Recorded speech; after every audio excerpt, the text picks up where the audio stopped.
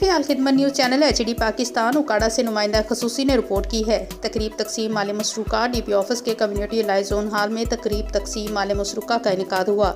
DPO उकाड़ा मोहम्मद राशिद हदैत ने शहरियों के चोरी शुदा मोबाइल फ़ोन उनके हवाले किए। रवा माल जनवरी में शहरियों के 105 चोरी शुदा मोबाइल फ़ोन हवाले किए गए।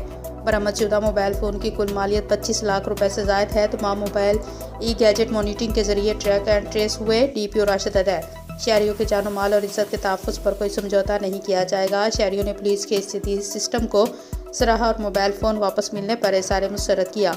Report Alkhidmat news channel HD Pakistan.